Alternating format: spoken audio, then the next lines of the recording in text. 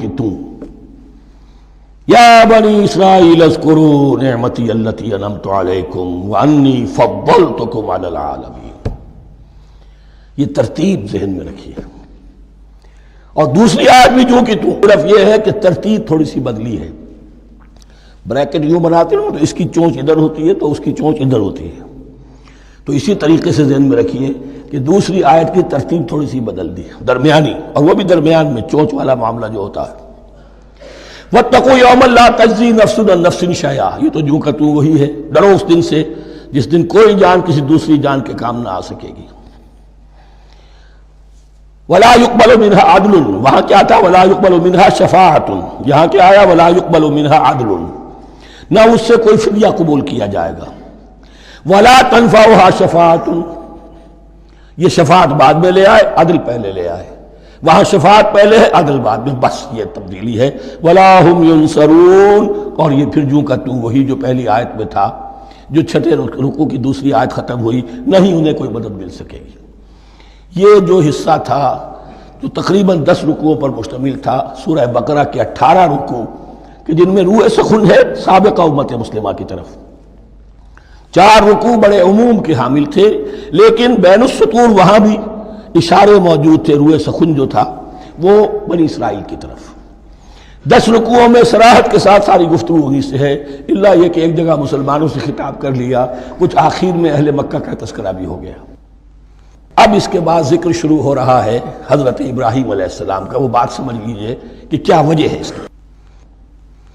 دیکھیے حضرت ابراہیم کی نسل کی یہ 2 شاخیں چلی، ویسے تو 3 ہیں. عام طور پر لوگوں کے علم میں ہے کہ 2 بیویاں تھیں. حضرت ہاجرہ سے حضرت اسماعیل پیدا ہوئے، بڑے تھے. حضرت سارہ سے حضرت اسحاق، ان کے بیٹے یعقوب، یعقوب کے 12 بیٹے بنی اسرائیل. حضرت اسماعیل کو حضرت ابراہیم نے آباد کیا خانہ کعبہ کے پاس لا کر، بواد غیر ذی زرع، تو وہاں یہ جو ہے ایک نسل چلی.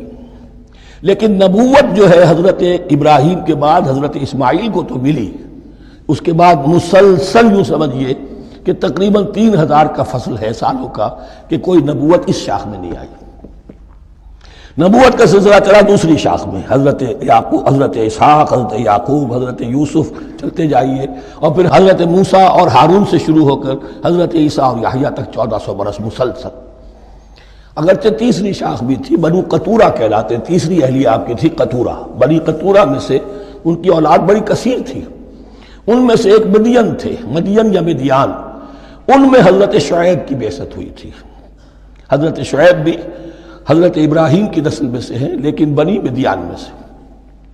بہرحال اب چونکہ حضور کی بعثت ہوئی بنی اسماعیل میں، ادھر بنی اسرائیل ہیں جن سے یہ خطاب ہو رہا ہے سابقہ امت مسلمہ.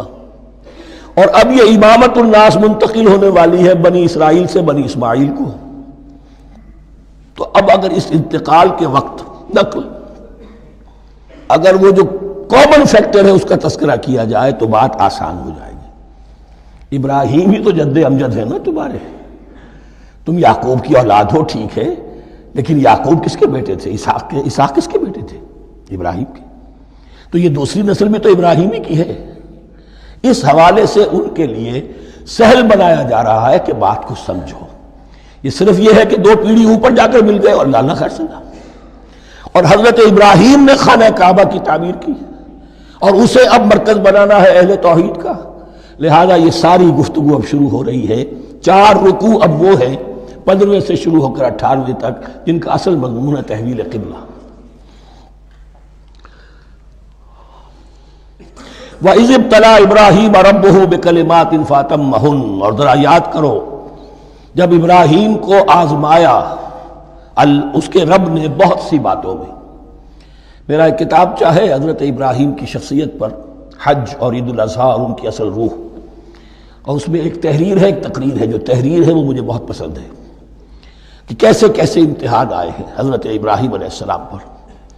فَأَتَمَّهُنَّ، اب یہ ایک جملے میں ایک پوری داستان ہے. اس نے ان سب کو پورا کیا، سب میں پاس ہو گیا، ہر امتحان سے کامیابی کے ساتھ with flying colors ہر امتحان سے نکلے. قَالَ إِنِّي جَاعِلُكَ لِلنَّاسِ إِمَامًا، تب ہم نے کہا اے ابراہیم اب میں تمہیں نوع انسانی کا امام بنانے والا ہوں. قال ومن ذریتی، انہوں نے کہا اور میری نسل کے بارے میں بھی یہ وعدہ ہے کہ نہیں؟ قال لا ینال عہد الظالمین، فرمایا میرا یہ عہد ظالموں سے متعلق نہیں ہوگا۔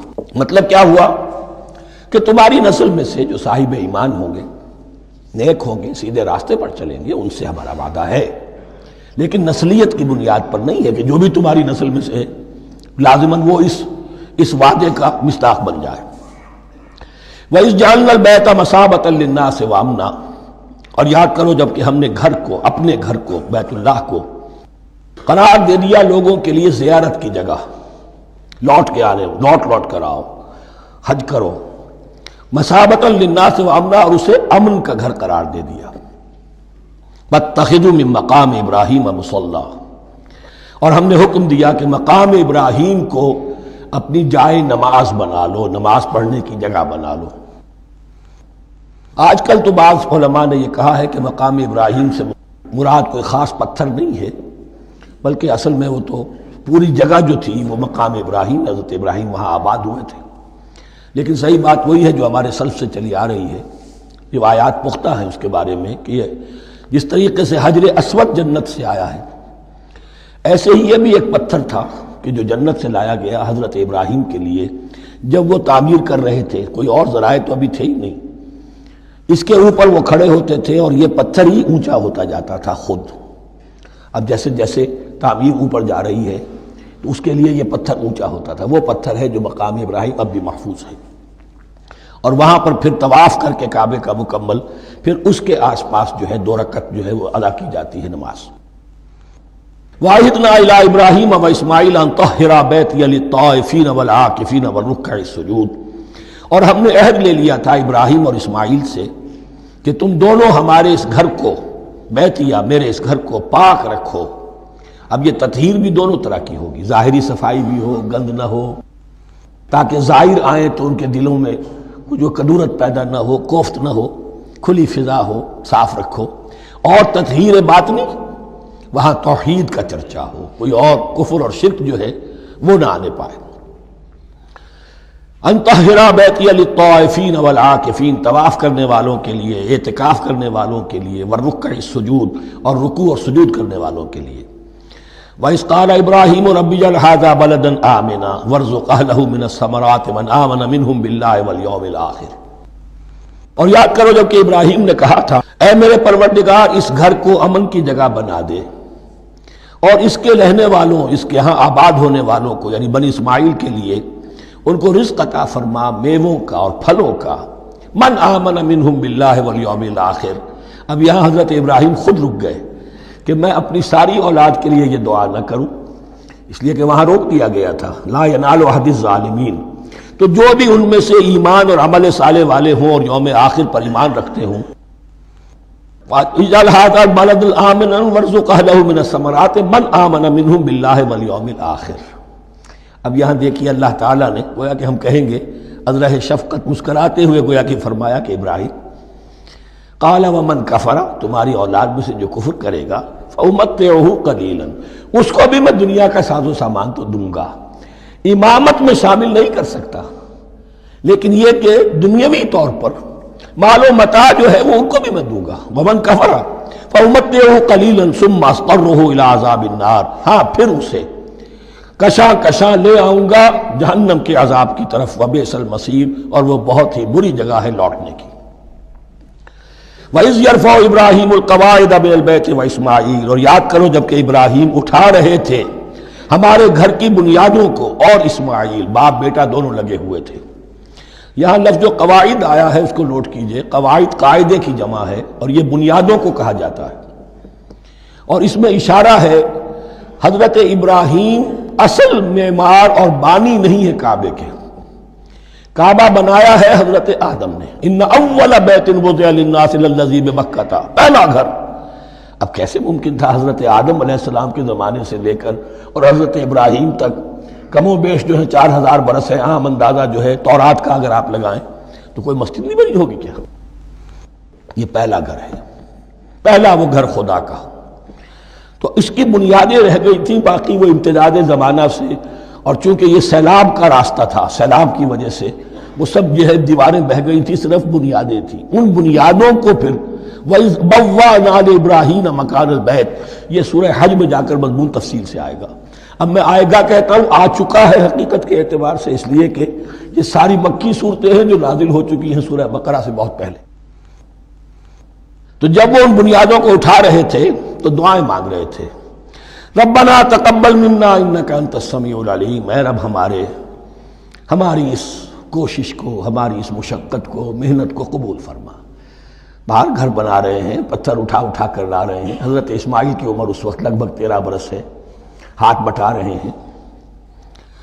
ربنا تقبل منا انک انت السمیع العلیم، اے رب ہماری اس کوشش کو شرف قبول عطا فرما، یقیناً تو سب کچھ سننے والا اور جاننے والا ہے۔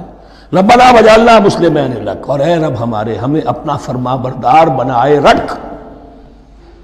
نوٹ کیجئے، ابراہیم کہہ رہے ہیں، تو میں اور آپ اگر مطمئن ہو جائیں کہ میری موت لازماً حق پر ہوگی تو بہت بڑا دھوکہ ہے۔ ڈرتے رہنا چاہیے، اللہ کی پناہ طلب کرتے رہنا چاہیے۔ ربنا وجعلنا مسلمین لک، اے اللہ ہم دونوں کو اپنا فرما بردار بنائے رکھ، ومن ذریتنا امۃ مسلمۃ لک، اور ہم دونوں کی نسل میں سے اٹھائیو برپا کی جو ایک امت جو تیری فرما بردار امت ہو۔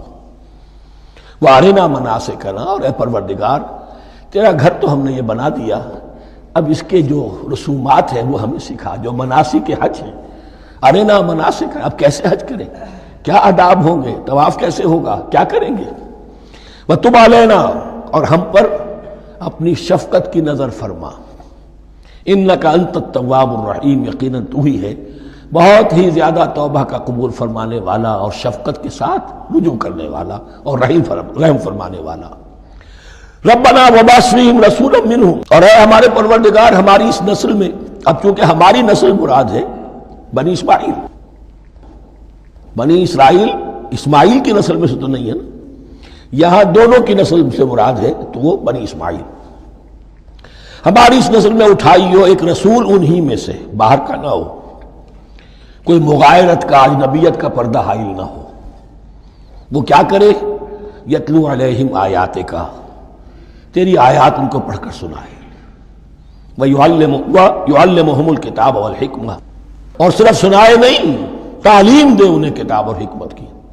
صرف سنا دینا تو بہت آسان کام ہے، سکھانا، تعلیم دینا، دلوں میں بٹھانا، اور حکمت، وَيُزَكِّيهِمْ، اور ان کو پاک کرے، ان کا تزکیہ کرے، ان کے دلوں میں تیری محبت اور آخرت کی طلب کے سوا کوئی طلب باقی نہ رہنے دے۔ انک انت العزیز الحکیم، یقیناً پروردگار تو ہی ہے زبردست اور کمال حکمت